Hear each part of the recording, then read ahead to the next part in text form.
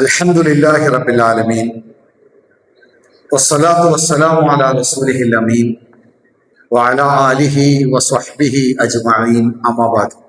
അയ്യുഹന്നാസ് തഖുല്ലാഹ്.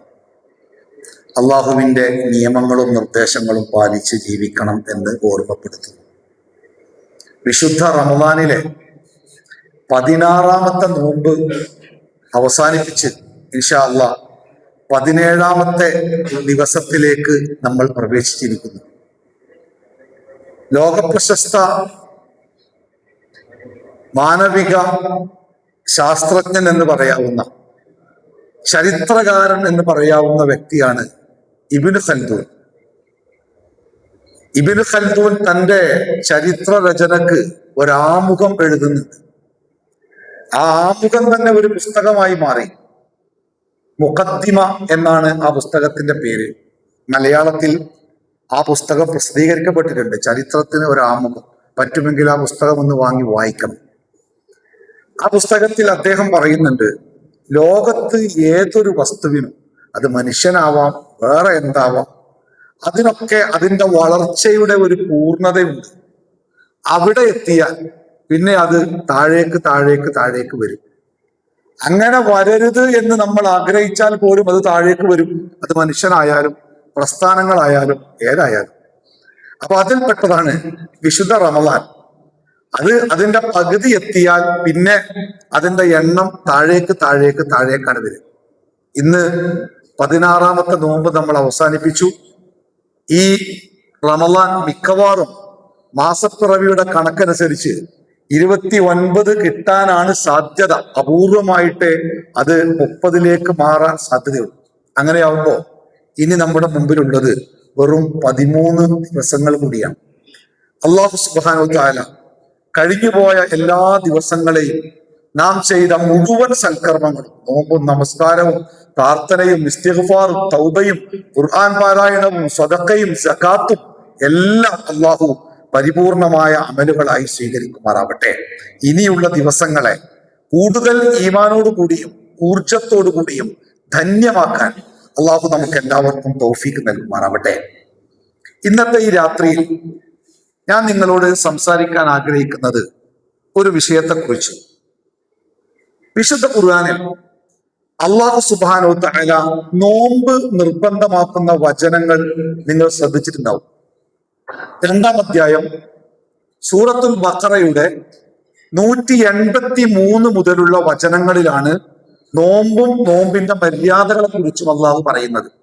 യാ അയ്യുഹല്ലദീന ആമനു കുതിബ അലൈക്കുമുസ് സിയാം എന്ന് തുടങ്ങുന്ന ആയത്ത് കൊണ്ടാണ് ആ കാര്യങ്ങൾ അള്ളാഹു ആരംഭിക്കുന്നത്. 183-ാമത്തെ ആയത്തും 184-ാമത്തെ ആയത്തും 185-ാമത്തെ ആയത്തും 187-ാമത്തെ ആയത്തും നോമ്പും അതിന്റെ വിധികളും മര്യാദകളുമായി ബന്ധപ്പെട്ടതാണ്. അതിന്റെ ഇടയ്ക്ക് 185-ന്റെയും 187-ന്റെയും ഇടയ്ക്ക് 186-ാമത്തെ ഒരായത്തുണ്ട്. ആ ആയത്ത് പ്രത്യക്ഷമായി റമദാനുമായി ബന്ധപ്പെട്ട ഒരായത്തല്ല. ആ ആയത്ത് നമുക്കേറെ പരിചിതമായ ഒരായത്താണ്. ബിസ്മില്ലാഹിർ റഹ്മാനിർ റഹീം. ഫഇദാ സഅലക ഇബാദി അന്നി ഫഇന്നി ഖരീബ് എന്ന് തുടങ്ങുന്ന പ്രാർത്ഥനയുടെ അടിസ്ഥാനവുമായി ബന്ധപ്പെട്ട ഒരായത്താണ്. റമദാനിന്റെ വിധിവിലക്കുകൾ പറയുന്നതിന്റെ ഇടയിലാണ്, അത് കഴിഞ്ഞിട്ടല്ല, അതിന്റെ ഇടയിലാണ് ഈ ആയത്ത് വരുന്നത്. എന്തുകൊണ്ടാണ് റമദാനിന്റെ കാര്യങ്ങൾ പറയുന്നതിന്റെ ഇടയിൽ ഈ പ്രാർത്ഥനയുമായി ബന്ധപ്പെട്ട ആയത്ത് വന്നത് എന്ന ചോദ്യത്തിന് പണ്ഡിതന്മാരും മുഫസ്സിരീങ്ങളും നൽകുന്ന മറുപടി, ഷഹ്റു റമദാൻ അഥവാ റമദാൻ മാസത്തിന് കുറെ പേരുണ്ടല്ലോ അല്ലെ. ഷഹ്റു റമദാൻ, ഷഹ്റുൽ ഖുർആൻ, ഷഹ്റുൽ ഗുഫ്റാൻ, അങ്ങനെ ഒരുപാട് പേരുണ്ട് റമദാൻ മാസത്തിന്. അതിൽപ്പെട്ട ഒരു പേരാണ് ഷഹ്റു ദുആ. ഷഹ്റു ദുആ, പ്രാർത്ഥനയുടെ മാസം. റമദാൻ മാസം എന്ന് പറയുന്നത് പ്രാർത്ഥനയുടെ കൂടെ മാസമാണ് എന്നല്ല, പ്രാർത്ഥന കൂടുതലായ ഒരു മാസമാണ് റമദാൻ. അതുകൊണ്ടാണ് ആ റമദാൻ മാസത്തെ പറ്റി സംസാരിക്കുന്നതിന്റെ ഇടയിൽ ഈ പ്രാർത്ഥനയുമായി ബന്ധപ്പെട്ട് വളരെ പ്രധാനപ്പെട്ട ഒരു വിധി പറയുന്ന ഒരായത്ത് അല്ലാഹു തആല നമ്മളെ പഠിപ്പിച്ചത്. പ്രാർത്ഥന എന്ന് പറയുന്നത് ഒരു വിശ്വാസിയുടെ ജീവിതത്തിന്റെ ഏറ്റവും വലിയ ഭാഗമാണ്. കാരണം അള്ളാഹു തആല നമ്മളെ സൃഷ്ടിച്ചത് തന്നെ അള്ളാഹുവിനെ ആരാധിക്കാൻ വേണ്ടിയാണ്. വമാ ഖലഖ്തുൽ ജിന്ന വൽ ഇൻസ ഇല്ലാ ലിയഅ്ബുദൂൻ. എന്നെ ആരാധിക്കാൻ വേണ്ടിയല്ലാതെ മനുഷ്യരെ നാം സൃഷ്ടിച്ചിട്ടില്ല. ഈ മനുഷ്യന് ഈ ലോകത്ത് വേറൊരു ഡ്യൂട്ടിയില്ല. നിങ്ങൾ ആലോചിച്ച് നോക്കൂ, ഈ ലോകത്ത് എന്തോരം ജീവികളുണ്ട്. ഒരു ജീവി ഇല്ലാതായാൽ അത് ലോകത്തിനെ ഏതെങ്കിലും തരത്തിൽ ബാധിക്കും. ഞാനൊരു കഴിഞ്ഞ ദിവസം ഒരു ലേഖനത്തിൽ വായിച്ചത്, ഈ അണ്ണാൻ ഈ അണ്ണാൻ പോലത്തെ ചെറിയൊരു ജീവി പണ്ടുണ്ടായിരുന്നത്രേ. ആ ജീവി ഒറ്റ വംശനാശം സംഭവിച്ചു. ആ ജീവിക്ക് വംശനാശം സംഭവിച്ചപ്പോ ഒരു സസ്യവർഗം ഈ ലോകത്ത് ഇല്ലാതായില്ല. അതായത് ആ ജീവി ഈ സസ്യത്തിന്റെ പഴം തിന്ന് അതിന്റെ വിത്ത് വിസർജിക്കുമ്പോ അതിലൂടെ യാത്ര ആ സസ്യം മുളച്ചുണ്ടാവും. നമ്മൾ ആ വിത്ത് ഒറ്റക്ക് കുഴിച്ചിട്ടാൽ ആ സസ്യം മുളക്കില്ല അത്രേ. എന്ന് പറഞ്ഞാൽ ആ ജീവി ഇല്ലാതായപ്പോ ഇവിടെ ഈ സസ്യം ഇല്ലാതായി. അതുപോലെ ഈ ലോകത്തിലെ എല്ലാ ജീവികളും ഒരു നിലക്കല്ലെങ്കിൽ മറ്റൊരു നിലക്ക് ഈ ലോകത്തിന്റെ നിലനിൽപ്പിന് ആവശ്യമാണ്. എന്നാൽ മനുഷ്യൻ എന്ന ജീവി ഈ ലോകത്ത് ഇല്ലെങ്കിൽ ഈ ലോകത്തിന് എന്ത് നഷ്ടം സംഭവിക്കാം? മനുഷ്യൻ എന്ന ജീവി ഒരു മാരക രോഗം പിടിപെട്ട് ലോകത്തിലെ എല്ലാ മനുഷ്യന്മാരും മരിച്ചുപോയി വിചാരിക്കുക, ഈ ലോകത്തിന് എന്താ പറ്റുക? ലോകത്തിന് അതുകൊണ്ട് നന്മയാണോ ഉണ്ടാവുക? അതുകൊണ്ട് തിന്മയാണോ ഉണ്ടാവുക? തീർച്ചയായിട്ടും മനുഷ്യനില്ലാതായാൽ ഈ ലോകത്തിൽ നന്മ ഉണ്ടാവുക. കാരണം അല്ലാഹു തആല പറഞ്ഞിട്ടുണ്ട്, ലഹറൽ ഫസാദു ഫിൽ ബർരി വൽ ബഹരി ബിമാ കസബത്ത് ഐദിൻ നാസ്. കരയിലും കടലിലും ഒക്കെ കണ്ടുവരുന്ന ഈ പറയപ്പെട്ട ഫസാദുകളൊക്കെ മനുഷ്യന്റെ പ്രവർത്തന ഫലമായിട്ടുണ്ടായിരുന്നു. അപ്പൊ മനുഷ്യൻ എന്നത് ഭൂമിയുടെ അവിഭാജ്യമായ ഒരു ഘടകമല്ല. ഈ ഭൂമിയിലെ സകല വസ്തുക്കളെയും അള്ളാഹു സൃഷ്ടിച്ചത് മനുഷ്യന് വേണ്ടിയാണ്. കാറ്റും മഴയും തണുപ്പും ചൂടും മണ്ണും വെള്ളവും ഒക്കെ അള്ളാഹു സൃഷ്ടിച്ചത് മനുഷ്യന് വേണ്ടിയാണ്. തവള എന്നൊരു ജീവി ഉണ്ടല്ലോ, ഫ്രോഗ്. ഈ തവള എന്ന ജീവി ഇല്ലാതായാൽ മനുഷ്യൻ പട്ടിണി കിടന്ന് മരിക്കുന്നു. എങ്ങനെയാ നിങ്ങള്? കൃഷിയിടങ്ങളിൽ വന്നുപെടുന്ന പ്രാണികളെ ഏറ്റവും ഏറെ നശിപ്പിക്കുന്നത് തവളകളാണെന്ന്. ആ തവളകൾ ഇല്ലാതായാൽ ഈ പ്രാണികൾ വർദ്ധിച്ച് കൃഷി നശിച്ച് ഭക്ഷണമില്ലാതെ മനുഷ്യന്മാർ പട്ടിണി കിടക്കുന്നതാണ്. അപ്പൊ തവള മുതൽ ചെറിയ പ്രാണി മുതൽ ഈ ലോകത്തിലെ സകല വസ്തുക്കളെയും അള്ളാഹു മനുഷ്യർക്ക് വേണ്ടിയാ സൃഷ്ടിച്ചു. അങ്ങനെ സൃഷ്ടിക്കപ്പെട്ട മനുഷ്യനാണ്. ആ മനുഷ്യനെ അള്ളാഹു ഈ ലോകത്ത് ഏൽപ്പിച്ച ഉത്തരവാദിത്വം എന്താണെന്നറിയോ? വമാ ഖലഖ്തുൽ ജിന്ന വൽ ഇൻസ ഇല്ലാ ലിയഅ്ബുദൂൻ. അള്ളാഹനെ മാത്രം ആരാധിക്കുക, അതാണ് നമ്മുടെ ജോലി. അതിനു വേണ്ടിയാണ് അള്ളാഹു നമ്മളെ സൃഷ്ടിച്ചത്. അതാണ് നമ്മൾ ഈ ലോകത്ത് നിർവഹിക്കേണ്ടത്. അപ്പൊ നമ്മൾ പറയും ആരാധന എന്ന് പറഞ്ഞാൽ പാകപ്പാടെ എല്ലാം കൂട്ടിയാല് 5 നേരത്തെ നിസ്കാരം, പിന്നെ 1 മാസം നോമ്പ്, ജീവിതത്തിലൊരു ഹജ്ജ്, പിന്നെ കൊല്ലത്തിലൊരു സക്കാത്ത്. ഇത് മാത്രമല്ല ആരാധന. ബാക്കിയുള്ള സമയമൊക്കെ എന്താ ചെയ്യേണ്ടത്? ഇതല്ല ആരാധന. അദ്ദുആഉ ഹുവൽ ഇബാദ. പ്രാർത്ഥനയാണ് ആരാധന. പ്രാർത്ഥന എന്ന് പറയുന്നതാണ് സത്യത്തിൽ ആരാധന. ഏതൊരു കർമ്മത്തിൽ പ്രാർത്ഥനയുണ്ടോ അപ്പോൾ മാത്രമാണ് ആ കർമ്മം ഒരു ആരാധനയായി മാറുന്നത്. പ്രാർത്ഥന ഇല്ലാത്ത കർമ്മങ്ങളൊന്നും ആരാധനയല്ല. ഏതൊരു കാര്യം ചെയ്യുമ്പോഴും അള്ളാഹുവിൽ നിന്ന് എന്തെങ്കിലും കിട്ടണം, അള്ളാഹു എന്നെ കാക്കണം എന്ന ഒരു പ്രാർത്ഥന മനസ്സിലില്ലാതെ നമ്മൾ എന്ത് ചെയ്താലും അതിന് ആരാധന എന്ന് പറയില്ല. അദ്ദുആഉ മുഖുൽ ഇബാദ. ഇബാദത്തിന്റെ കാതൽ എന്ന് പറയുന്നത് ആരാധനയാണ് എന്നാണ്. ഇപ്പൊ നിങ്ങൾക്ക് മനസ്സിലായിട്ടുണ്ടാവും, ഒരു മുസ്ലിമിന്റെ ജീവിതത്തിലെ ഏറ്റവും പ്രധാനപ്പെട്ട ഘടകം പ്രാർത്ഥനയാണ്. അതുകൊണ്ട് തന്നെ അല്ലാഹു സുബ്ഹാനഹു വ തആല പറഞ്ഞു, ഖുൽ നബിയെ നീ മനുഷ്യർക്ക് പറഞ്ഞു കൊടുക്ക്, മാ യഅബഉ ബിക്കും റബ്ബി ലൗലാ ദുആഉക്കും. നിങ്ങളുടെ പ്രാർത്ഥന ഇല്ലെങ്കിൽ അള്ളാഹു നിങ്ങളെ പരിഗണിക്കുകയേ ഇല്ല. അല്ലേ? അല്ലാഹു സുബ്ഹാനഹു വ തആല നമ്മളെ പരിഗണിക്കുന്നത് നമ്മുടെ പണത്തിന്റെയോ പ്രതാപത്തിന്റെയോ സ്വാധീനത്തിന്റെയോ അടിസ്ഥാനത്തിലല്ല. അള്ളാഹുവിന്റെ പ്രതാപത്തിന്റെ മുമ്പിൽ നമ്മളൊന്നുമല്ല. അള്ളാഹിന്റെ ഖജനാവിന്റെ മുമ്പിൽ നമുക്കൊന്നുമില്ല. അള്ളാഹു ഒരു മനുഷ്യനെ പരിഗണിക്കുന്നത് അവന്റെ പ്രാർത്ഥനകളുടെ അടിസ്ഥാനത്തിലാണ്. എത്ര കൂടുതൽ അള്ളാഹുവിനോട് പ്രാർത്ഥിക്കുന്നോ അത്രയും അയാൾ അള്ളാഹുവിന്റെ അടുക്കൽ പരിഗണിക്കപ്പെടും.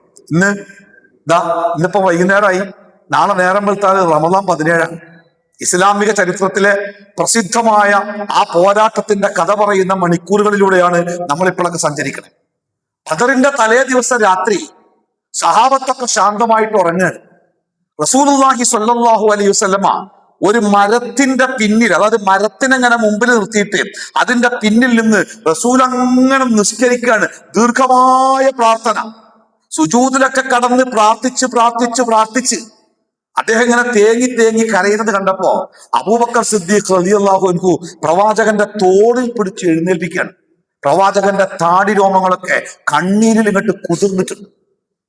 ആയുധങ്ങളില്ല, വാഹനങ്ങളില്ല, സമ്പത്തില്ല, ആൾക്കൂട്ടമില്ല, ഒന്നുമില്ല, അല്ലെ? വലഖദ് നസറകുമുല്ലാഹു ബിബദ്രിൻ വഅൻതും അദില്ല. മുസ്ലിങ്ങൾ അത്രയും പ്രാരാബ്ധക്കാരായിരുന്ന ഒരു സമയമാണ്. ആ സമയത്ത് പ്രവാചകന്റെ കയ്യിലെ ആയുധം എന്താ? പ്രാർത്ഥനയാണ്, ദീർഘമായ. റസൂലുള്ളാഹി സ്വല്ലല്ലാഹു അലൈഹി വസല്ലമ പഠിപ്പിച്ചു, അദ്ദുആഉ സിലാഹുൽ മുഅ്മിൻ. ഒരു വിശ്വാസിയുടെ ആയുധമാണ് പ്രാർത്ഥന. എപ്പോഴാ ആയുധം വേണ്ടി വരിക? ഒരു നായ പിന്നാലെ കൂടുമ്പോ നായ എന്ന് പറയുമ്പോൾ നായ പോയിട്ടില്ലെങ്കിലേ പിന്നെ നമ്മളൊരു ആയുധം തരണം. കാരണം നമുക്ക് ഒറ്റക്കവിടെ ഒന്നും ചെയ്യാനില്ല, ഒരു ആയുധം കൂടിയേ തീരും.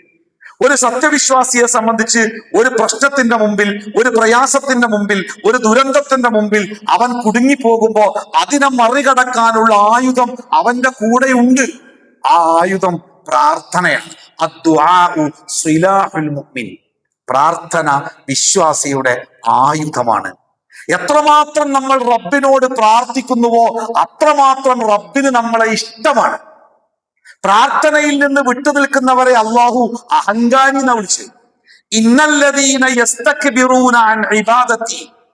അതിന് മുമ്പ് പ്രാർത്ഥനയെ പറ്റിയാ പറഞ്ഞേ. പ്രാർത്ഥിക്കുന്നതിൽ നിന്ന്, നമ്മളോട് പ്രാർത്ഥിക്കുന്നതിൽ നിന്ന്, പ്രാർത്ഥന എന്ന ആരാധന ചെയ്യുന്നതിൽ നിന്ന് മാറി നിൽക്കുന്നവൻ, അഹങ്കാരത്തോടുകൂടി മാറി നിൽക്കുന്നവൻ, സയദ്ഖുലൂന ജഹന്നമ ദാഖിരീൻ. നിന്യനും നികൃഷ്ടനുമായിട്ട് അവൻ നരകത്തിൽ പ്രവേശിക്കുന്ന. പ്രാർത്ഥിക്കാത്തവനെ അള്ളാഹുവിന് ഇഷ്ടമല്ല.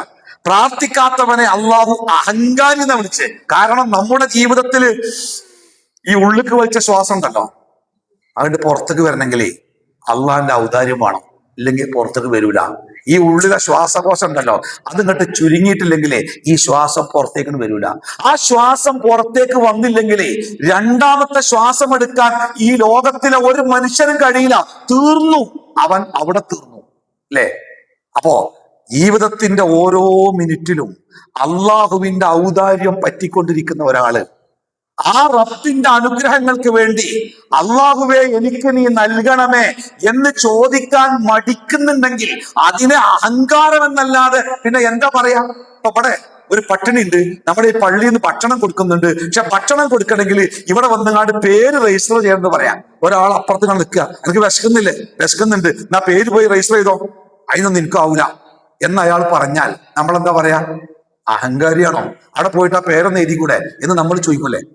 ജീവിതത്തില് മൂർത്താവിലെ മുടി മുതൽ കാലിന്റെ പെരുവിരലിന്റെ നഖം വരെ നമുക്ക് തന്ന, അതിന്റെ പ്രവർത്തനങ്ങളെ നിയന്ത്രിക്കുന്ന സർവശക്തനോട് അള്ളാഹുവേ എന്ന് ആ റബ്ബിലേക്ക് കൈനീട്ടി വിളിക്കാൻ നമുക്ക് തോന്നണില്ലെങ്കിൽ പിന്നെ നമ്മളെ അഹങ്കാരി എന്നല്ലാതെ എന്താ വിളിക്കുക? അതാണ് ഇന്നല്ലദീന യസ്തക്ബിറൂന അൻ ഇബാദത്തി. നമ്മളോട് പ്രാർത്ഥിക്കുക എന്ന ആ ഇബാദത്ത് ചെയ്യുന്നതിന് അഹങ്കരിക്കുന്ന മനുഷ്യൻ സയദ്ഖുലൂന ജഹന്നമ ദാഖിരീൻ. നിന്യനും നികൃഷ്ടനുമായി അവൻ നരകത്തിൽ പ്രവേശിക്കും. അപ്പൊ പ്രാർത്ഥന ഇല്ലെങ്കിൽ പിന്നെ നമ്മുടെ ഈമാനില്ല, നമ്മുടെ ഇസ്ലാം ഇല്ല, നമ്മൾ ഒന്നുമല്ല. അള്ളാഹുവിന്റെ അടുക്കൽ നമ്മൾ പരിഗണിക്കുകയേ ഇല്ല. അതുകൊണ്ട് ധാരാളമായി പ്രാർത്ഥിക്കുക. എത്ര കൂടുതൽ നമുക്ക് പ്രാർത്ഥിക്കാൻ പറ്റുമോ അത്രയും കൂടുതൽ അള്ളാഹുവിലേക്ക് നമ്മൾ അങ്ങനെ അടുത്തുകൊണ്ടിരിക്കും. നബി സല്ലല്ലാഹു അലൈഹി വസല്ലമ പഠിപ്പിച്ച ഒരു മുസ്ലിമിന്റെ ജീവിതം നോക്കേണ്ടി. രാവിലെ കട്ടിലിൽ നിന്ന് എഴുന്നേൽക്കുന്നത് മുതൽ ബാത്റൂമിൽ പോകുമ്പോ, തിരിച്ചു വരുമ്പോ, പള്ളിയിൽ പോകുമ്പോ, തിരിച്ചിറങ്ങുമ്പോ, നിസ്കാരത്തിൽ, ഭക്ഷണം കഴിക്കുമ്പോ, ഭക്ഷണം കഴിച്ചു കഴിഞ്ഞാല് ഉപ്പായപ്പെടുമ്പോ, കണ്ണാടിയിൽ നോക്കുമ്പോ, അങ്ങനെ അങ്ങനെ അങ്ങനെ അങ്ങനെ ജീവിതത്തിന്റെ ഓരോ നിമിഷത്തിലും ഭാര്യ ഭർത്താക്കന്മാർ ലൈംഗികമായി ബന്ധപ്പെടുന്നിടത്ത് വരെ പ്രാർത്ഥന പഠിപ്പിച്ച മതമാകുന്നു ഇസ്ലാം. പ്രാർത്ഥന ഒഴിവാക്കിയിട്ട് ഒരേർപ്പാടും ഇസ്ലാമിലില്ല. ഈ പ്രാർത്ഥനകളൊക്കെ നമ്മൾ ജീവിതത്തിന്റെ ഭാഗമാക്കുമ്പോൾ നമ്മളും അള്ളാഹുവും തമ്മിൽ ഒരു നല്ല ബന്ധമുണ്ടാകും. സാധാരണ പറയാറുണ്ട്, വലിയ മാനസിക വിഷമം ഉണ്ടാവുമ്പോ നിങ്ങൾ അള്ളാഹിനോടൊന്ന് മിണ്ടിയും പറഞ്ഞു ഇരുന്നാൽ മതിനാ. അള്ളാഹിനോടൊന്ന് മിണ്ടിയും പറഞ്ഞും ഇരുന്നാല് നിങ്ങളുടെ മനസ്സിന്റെ വിഷമങ്ങൾ മാറുന്ന. എങ്ങനെ അള്ളാഹിനോട് മിണ്ടിയും പറഞ്ഞിരിക്കുക? ദിക്റുകളും ദുആകളുമാണ് അള്ളാഹുവുമായുള്ള നമ്മുടെ സംസാരങ്ങൾ. അവ ഒരുപാട് അള്ളാഹുവിനോട് സംസാരിക്കാൻ, അള്ളാഹുവിനെ ഓർമ്മിക്കാൻ ജീവിതത്തിൽ ഒരുപാട് സമയം കണ്ടെത്തുക. ഈ വിശുദ്ധ റമദാൻ പ്രാർത്ഥനയുടെ മാസമാണ്. ഈ റമദാൻ മാസത്തിൽ നമ്മൾ ഏറ്റവുമേറെ പ്രാർത്ഥിക്കേണ്ടത് നമ്മുടെ പാപങ്ങൾ പുറത്തു കിട്ടാൻ വേണ്ടിയാണ്. റമദാനിന്റെ ഏറ്റവും പ്രധാനപ്പെട്ട ലക്ഷ്യമായി നമുക്ക് കിട്ടേണ്ടത് നമ്മുടെ പ്രാർത്ഥന, നമ്മുടെ പാപങ്ങൾ നമുക്ക് അള്ളാഹു തആല പുറത്തു തരണം. അതാണ്. ആയിഷ റളിയല്ലാഹു അൻഹ പ്രവാചകനോട് ചോദിക്കുന്നുണ്ടേ, അള്ളാഹുവിന്റെ പ്രവാചകരെ, ഞാൻ റമദാനിന്റെ അവസാനത്തെ 10 ദിവസങ്ങളിൽ ലൈലത്തുൽ ഖദറിനെ കാത്തിരിക്കുമ്പോ ഇന്നത്തെ രാത്രി ലൈലത്തുൽ ഖദർ ഉണ്ട് എന്ന് എനിക്ക് തോന്നിയാൽ ഞാൻ എന്താണ് പ്രവാചകരെ ചൊല്ലേണ്ടത്, ചെയ്യേണ്ടത്? അപ്പൊ റസൂൽ പറഞ്ഞു, ഖൂലി യാ ആയിഷ, അങ്ങനെ നിനക്ക് അനുഭവപ്പെട്ടാൽ ആയിഷ നീ ഇപ്രകാരം പറഞ്ഞോളണം. എപ്രകാരം? അല്ലാഹുമ്മ ഇന്നക അഫുവ്വുൻ തുഹിബ്ബുൽ അഫ്വ വഅഫു അന്നി. അല്ലാഹുവേ, നീ മാപ്പ് കൊടുക്കുന്നവനാണല്ലോ, മാപ്പ് കൊടുക്കുന്നതിനെ ഇഷ്ടപ്പെടുന്നവനാണല്ലോ. അല്ലാഹുവേ, എനിക്ക് നീ മാപ്പ് തരണേ. ഈ റമദാനിലെ നമ്മൾ ധാരാളമായി പ്രാർത്ഥിക്കുക പാപമോചനത്തിന്. അള്ളാഹു പറഞ്ഞത്, രാത്രിയായാൽ അള്ളാഹു ഭൂമിയിലേക്ക് കൈനീട്ടിയിരിക്കുന്ന. എന്തിനറിയോ? പകൽ സമയത്ത് തെറ്റ് ചെയ്ത ഏതെങ്കിലും മനുഷ്യൻ രാത്രിയിൽ റബ്ബേ പൊറുക്കണം കേട്ടോ എന്ന് പറഞ്ഞാൽ അത് സ്വീകരിക്കാൻ വേണ്ടി പകൽ സമയത്ത് അള്ളാഹു ഭൂമിയിലേക്ക് കൈനീട്ടിയിരിക്കുന്ന. എന്തിനാണെന്നറിയോ? രാത്രിയിൽ തെറ്റു ചെയ്ത ഒരു അടിമ റബ്ബേ ഞാൻ അങ്ങനെ ചെയ്തു പോയിട്ടുണ്ട് പൊറുക്കണം എന്ന് പറഞ്ഞാൽ അത് സ്വീകരിക്കാൻ. അപ്പൊ അള്ളാഹ് അങ്ങനെ കാത്തുക. അള്ളാഹ്ക്ക് ഭയങ്കര ഇഷ്ടമാണ് നമ്മൾ പ്രാർത്ഥിക്കുന്നത്. ആ പ്രാർത്ഥന റബ്ബ് സ്വീകരിക്കും. ഈ പ്രാർത്ഥന ഏത് കാര്യങ്ങൾക്ക് വേണ്ടിയും റസൂലുള്ളാഹി സ്വല്ലല്ലാഹു അലൈഹി വസല്ലമ പറഞ്ഞത്, ഹറാമായ ഒരു കാര്യത്തിന് വേണ്ടി പ്രാർത്ഥിക്കാൻ പാടില്ല. അതുപോലെ കുടുംബ ബന്ധങ്ങൾ മുറിക്കുന്നതിന് വേണ്ടിയും പ്രാർത്ഥിക്കാൻ പാടില്ല. പടച്ചോനെ, ഇഞ്ഞോന്റെ മുറ്റത്തേക്ക് ഞാൻ ചെല്ലുന്ന ഒരവസ്ഥ ഉണ്ടാവരുതേന്ന് അള്ളാഹിനോട് പ്രാർത്ഥിക്കാൻ പാടില്ല. ബന്ധങ്ങൾ മുറിഞ്ഞു പോകാൻ വേണ്ടിയും ഹറാമായ കാര്യങ്ങൾക്ക് വേണ്ടിയും അള്ളാഹിനോട് പ്രാർത്ഥിക്കാൻ പാടില്ല. അത് കുറ്റകൃത്യ. വല്ല പോലീസുകാരോ കസ്റ്റംസാരോ ഒക്കെ പിടിക്കാൻ വരുമ്പോ, പടച്ചോനെ ഇന്നെ കാക്കണേ, തെറ്റി നമ്മൾ ചെയ്തിക്കണ്, കള്ളത്തരം ചെയ്തിക്കണ്, എന്നിട്ട് റബ്ബേ ഇന്നെ രക്ഷിക്കണേ എന്ന പ്രാർത്ഥനകളൊന്നും പാടില്ലാത്ത പ്രാർത്ഥന. തെറ്റായ കാര്യത്തിന് വേണ്ടി പ്രാർത്ഥിക്കാൻ പാടില്ല, ഹറാമായ കാര്യത്തിന് വേണ്ടി പ്രാർത്ഥിക്കാൻ പാടില്ല, കുടുംബ ബന്ധങ്ങൾ മുറിച്ചു കളയാൻ വേണ്ടി പ്രാർത്ഥിക്കാൻ പാടില്ല. അല്ലാത്ത ഏത് കാര്യത്തിന് വേണ്ടിയും പ്രാർത്ഥിക്കാം. നമ്മൾ ആരോടാ പ്രാർത്ഥിക്കുന്ന നിങ്ങള്? അലാ കുല്ലി ഷൈഇൻ ഖദീർന, എല്ലാറ്റിനും കഴിവുള്ള. കഴിവില്ല, അസാധ്യം എന്ന ഒരു പദം അള്ളാഹുവിനെ കുറിച്ച് പറയാനേ പറ്റൂല. സക്കരിയ നബി അലൈഹി സ്വലാത്തു വസ്സലാമിന് കുട്ടികളില്ല, വയസ്സായിക്കണ്. വയസ്സായിട്ട് ആളിങ്ങനെ വളഞ്ഞു പോയിട്ടുണ്ട്, മുടിയൊക്കെ നരച്ച് വെള്ളി രോമങ്ങൾ പോലെ ആയിട്ടുണ്ട്, ശരീരം ദുർബലമായിട്ടുണ്ട്. മാത്രമല്ല അദ്ദേഹത്തിന്റെ ഭാര്യ പ്രസവിക്കാത്ത, എന്താ പറയാ, ഒരു വന്ധ്യയായ സ്ത്രീയാണ്, കുട്ടിയനിക്കൂല. ആ സക്കരിയ നബി ആ വയസ്സുകാലത്ത് ഈ പള്ളിന്റെ മിഹ്റാബിൽ ഇങ്ങനെ നിന്നുകാണ്ട് ഒരു പ്രാർത്ഥന ഉണ്ട് ഖുർആനില്. സൂറത്തു മറിയമിന്റെ ഫസ്റ്റിലുണ്ട്, വൈദ്നാദ റബ്ബഹു നിദാഅൻ ഖഫിയ. വളരെ സൗമ്യമായ ശബ്ദത്തില് സക്കരിയ നബി അള്ളാഹുവിനെ വിളിച്ച് പ്രാർത്ഥിക്കുകയാണ്. റബ്ബി ഇന്നി വഹനൽ അൽമു മിന്നി വസ്തഅല റഅസു ശൈബ. പടച്ചോനെ, വാർദ്ധക്യത്തിന്റെ അങ്ങേ തലക്കല, മുടിയൊക്കെ നരച്ച് എല്ലുകളൊക്കെ നിരുമ്പി തൊലിയൊക്കെ ചുക്കി ചുളിഞ്ഞ് ആകെ വളഞ്ഞു പോയിട്ടുണ്ട്. അതൊക്കെ ശരി തന്നെ. പക്ഷേ വലം അകുംബി ദുആഇക റബ്ബി ശഖിയ, ഈ പ്രായത്തിൽ ഞാൻ പ്രാർത്ഥിച്ചാല് എനിക്കൊരു കുട്ടിയെ തരാൻ അള്ളാഹുവേ നിനക്ക് കഴിവില്ല എന്ന വിശ്വാസം എനിക്കില്ല. എപ്പോ ഞാൻ പ്രാർത്ഥിച്ചാലും എനിക്ക് എന്ത് തരാനും കഴിവുള്ളവനാണ് നീ എന്ന പ്രതീക്ഷ എപ്പോഴും എന്റെ മനസ്സിലുണ്ട്. ഒരിക്കലും നിരാശല്ല. അങ്ങനെ ഇനിയിപ്പോ പ്രാർത്ഥിച്ചിട്ട് കാര്യമല്ല, ഇനിയിപ്പോ അതൊന്നും നടക്കൂല, ഇനിയിപ്പോ അതൊന്നും ഉണ്ടാവൂല എന്നൊരിക്കലും അള്ളാഹുവിന്റെ വിഷയത്തിൽ നിങ്ങൾ വിചാരിക്കേ ചെയ്യരുത്. ആ വയസ്സിന്റെ അങ്ങേ അറ്റത്താ പ്രാർത്ഥിക്കണേ. അള്ളാഹു ആ പ്രാർത്ഥന സ്വീകരിച്ച് അദ്ദേഹത്തോട് പറയണേ, സക്കരിയ നിനക്കൊരു കുട്ടിയെ തരാൻ പോകട്ടോ. അപ്പൊ അദ്ദേഹം നെട്ടി, എനിക്കോ ഈ പ്രായത്തിലോ? മാത്രല്ല എന്റെ ഭാര്യ പ്രസവിക്കാത്ത ഒരു സ്ത്രീയാണ്, എനിക്കോ? അപ്പൊ അള്ളാഹ് പറഞ്ഞു, അതെ അങ്ങനെ തന്നെ, അള്ളാഹ് തീരുമാനിച്ചാൽ അങ്ങനെയാണ് സക്കരിയ നബിക്ക് യഹ്യ എന്ന ഒരു കുട്ടിയെ കിട്ടുന്നത്. അപ്പൊ ജീവിതത്തില് ഏതൊരു കാര്യത്തിന് വേണ്ടിയും നമ്മുടെ ഒരാവശ്യം, നമ്മുടെ ഒരു ആഗ്രഹം, നമ്മുടെ ഒരു പേടി, എന്തിനും പ്രാർത്ഥിക്കാം. മത്സ്യം വിഴുങ്ങിയിട്ട് ആ മത്സ്യത്തിന്റെ വയറ്റിൽ അങ്ങനെ കിടന്നിട്ടാണ് യൂനുസ് നബി പ്രാർത്ഥിക്കുന്നത്, പടച്ചോനെ കാക്കണേ. കാത്തില്ലേ പടച്ചോൻ? മാരകമായ രോഗം ബാധിച്ച് കൈവിരലുകളൊക്കെ മുറിഞ്ഞുപോയി, ദുർഗന്ധം സഹിക്കവയ്യാതെ നാട്ടുകാർ പിടിച്ചിട്ട് ഗ്രാമത്തിന്റെ പുറത്ത് കൊണ്ടുപോയിട്ടു അയ്യൂബ് നബിയെ. അവിടെ കടന്ന് പ്രാർത്ഥിക്കുക, കൈയും കാലൊക്കെ മുറിഞ്ഞു പോയിക്കണ്. അവിടെ കടന്ന് പ്രാർത്ഥിക്കുക, പടച്ചോനെ വലിയൊരു വിപത്തുണ്ടായിക്കണ്, അൻത അർഹമുർ റഹീമീൻ, നീ അങ്ങേയറ്റത്തെ കാരുണ്യവാനാണല്ലോ, റബ്ബേ എന്നോട് കരുണ കാണിക്കണം കേട്ടോ. സ്വീകരിച്ചില്ലേ പടച്ചോൻ? അങ്ങനെയാണ് ജീവിതത്തിൽ. ഇനിയിപ്പോ ഒരു രക്ഷയില്ല, ഇനിയിപ്പോ പ്രാർത്ഥിച്ചൊന്നും കാര്യമല്ല എന്ന് ഒരു കാര്യത്തെ പറ്റിയും പറയരുത്. അത് അള്ളാഹുവിലുള്ള നമ്മുടെ വിശ്വാസത്തിന്റെ കുറവാണ്. പൂർണ്ണ വിശ്വാസമുള്ള ഒരാൾക്ക് ഒരിക്കലും തന്റെ പ്രാർത്ഥനക്ക് ഒന്നും തടസ്സമാകുന്നില്ല. ഒന്ന്. രണ്ടാമത്തേത്, പ്രാർത്ഥനയുടെ ഒരു പ്രധാനപ്പെട്ട കാര്യമായി അള്ളാഹു പറഞ്ഞത് അന ഇൻദ വന്നി അബ്ദി, എന്റെ അടിമ എന്നെ കുറിച്ച് എന്താണോ വിചാരിക്കുന്നത് ഞാൻ അവിടെ ഉണ്ടാവുന്നു. എങ്ങനെയാണത്? ഞാൻ പ്രാർത്ഥിച്ചാൽ അള്ളാഹു അത് കേൾക്കും, അത് തരാൻ അള്ളാഹു കഴിവുള്ളവനാണ്, അള്ളാഹു തരും എന്ന ഉറപ്പിലാണ് എന്റെ പ്രാർത്ഥനയെങ്കിൽ ആ പ്രാർത്ഥന ഉറപ്പായിട്ടും സ്വീകരിക്കും. ചില ആൾക്കാർ കിട്ടുമോ നോക്കിയാ, കിട്ടിയാ കിട്ടി പോയാ പോട്ടെ എന്ന് കരുതി പ്രാർത്ഥിച്ചാല് അള്ളാന്റെ നിലപാട് അങ്ങനെയൊക്കെ. ചില ആൾക്കാര് പ്രാർത്ഥിച്ചിട്ട് കാര്യമൊന്നുമില്ല, എന്നാലും ഞാൻ വെറുതെ അങ്ങനെ പ്രാർത്ഥിച്ചോക്കട്ടെ, ഒരു കാര്യം ഉണ്ടാവില്ല, പ്രാർത്ഥന ഉണ്ട്. അപ്പോ ഉറപ്പായിട്ടും ഉറച്ച മനസ്സോടെ ഉറച്ച വിശ്വാസത്തോടെ പ്രാർത്ഥിക്കണം. മറ്റൊന്ന്, ധൃതി കൂട്ടാൻ പാടില്ല. നമ്മളൊരു കാര്യത്തിന് വേണ്ടി പ്രാർത്ഥിക്കുമ്പോ എന്താ തരാത്ത്, ഞാൻ ഇപ്പൊ ഇന്നലെ അന്തിക്ക് പ്രാർത്ഥിച്ചല്ലേ എനിക്ക് കിട്ടിയില്ലല്ലോ, ഞാൻ ഇന്നലെ പ്രാർത്ഥിച്ചല്ലേ അത് എനിക്ക് കിട്ടിയില്ലല്ലോ, ഞാൻ മിഞ്ഞാന്ന് പ്രാർത്ഥിച്ചില്ലേ പടച്ചോൻ തന്നില്ലല്ലോ. ഒരു പ്രാർത്ഥനയുടെ കാര്യത്തിൽ നിങ്ങൾ ധൃതി കാണിക്കാത്തയിടത്തോളം കാലം അള്ളാഹു ആ പ്രാർത്ഥന സ്വീകരിക്കുന്ന. ധൃതി കാണിക്കരുത്. അതിന്റെ സമയമാകുമ്പോ അത് തരേണ്ട കോലത്തിൽ അള്ളാഹ് തരും. നമ്മൾ വെറുതെ ധൃതി കാണിക്കരുത്. അതിന്റെ സമയത്തെക്കുറിച്ച് അള്ളാഹുവിന് നന്നായിട്ട് അറിയാം. മറ്റൊരു കാര്യം ശ്രദ്ധിക്കേണ്ടത്, ചിലപ്പോഴൊക്കെ നമുക്ക് പറയാൻ തോന്നാറുണ്ട്, ഞാൻ കുറെ പ്രാർത്ഥിച്ചല്ലോ എന്നിട്ട് എനിക്കൊന്നും കിട്ടിയില്ലല്ലോ, ഞാൻ കുറെ അതിനു വേണ്ടി പ്രാർത്ഥിച്ചു പിന്നെ ഞാനത് ഒഴിവാക്കി എന്ന് പറയുന്ന ആൾക്കാരുണ്ട്.